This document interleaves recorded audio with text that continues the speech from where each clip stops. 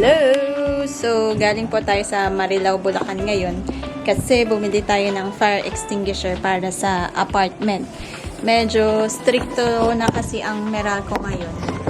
Pakabit kami ng utility ng Meralco and Maynilad. So, ang Maynilad meron ng estimate na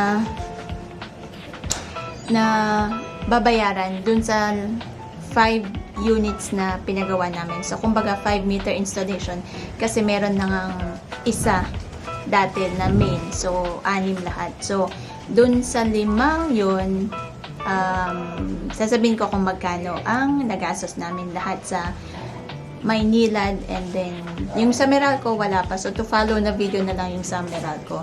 Okay? So, yung fire extinguisher lang muna ngayon. Yung fire extinguisher muna. I mean, yung fire safety equipment, kung magkano yung inabot na gastos namin para ma-provide yung, kumbaga, requirements ng fire safety department para sa occupancy permit. Okay?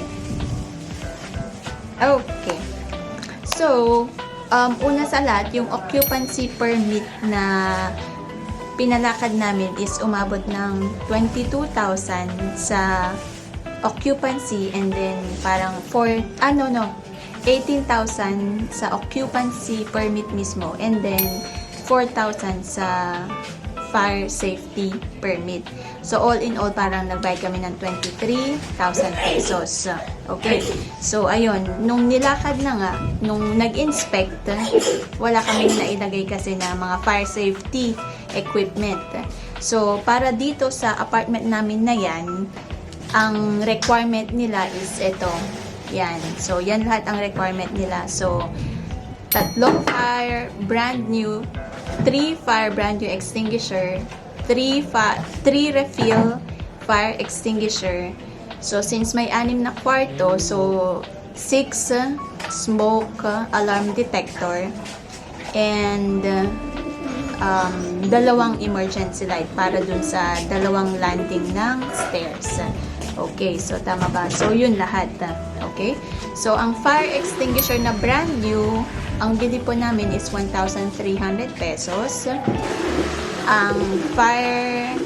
Ang refill naman, yung extinguisher refill is 500 pesos. Dry chemical siya na 10 pounds, sariling tank. Okay? Kung wala kayong sariling tank, then bibili talaga kayo ng brand new. Okay. Yung emergency light is 1,300 pesos. Tapos yung smoke detector is 550 pesos each. Okay? So, etong pinagkuhanan namin is nahanap ko lang sa Facebook. So, ayan, El Dorado Fire Extinguisher. Ito sa Caloocan. Ito sila. Okay. Let's go. So, yun po yung nagastos namin sa compliance sa fire safety. Okay? Para ma-issue kami ng fire permit. Fire safety permit ba? Oo. Parang ganun. Okay. So, sa Maynilad naman, okay. Yung pinalakad namin sa Maynilad is nag-down kami ng nagbayad kami ng 5,000 pesos na bond para sa excavation permit. Okay? So, ito yung sined ng naglalakad sa amin. So, ang babayaran po namin lahat-lahat para maikabit yung 5 meter is 40,000 pesos.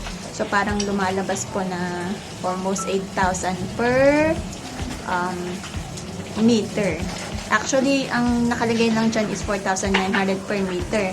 Pero may mga miscellaneous pa para dun sa deposit per meter. Tapos yung anong nakalagay dyan? Parang yung excavation ba?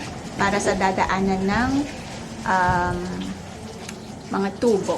So, yan po lahat yung babayaran namin. So, i-update ko kayo kung after namin magbayad, ilang weeks or ilang months nila makakabit yung tubig. Okay? So, update po tayo dyan. So, ganun po kahirap mag-process ng utility connection sa apartment. So, dadaan po talaga kayo sa ganyan, especially na stricto na ang Meralco ngayon. Okay, so thank you for watching. If you have not subscribed yet, please do subscribe and hit that bell all button for bye.